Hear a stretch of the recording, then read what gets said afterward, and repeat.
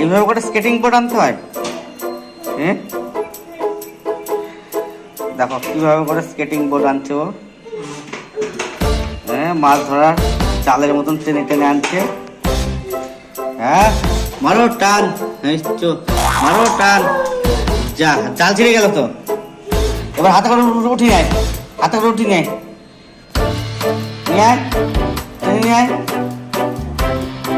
হাতে করে ধর, হাতে করে ধর, এবার হাতে করে ধর।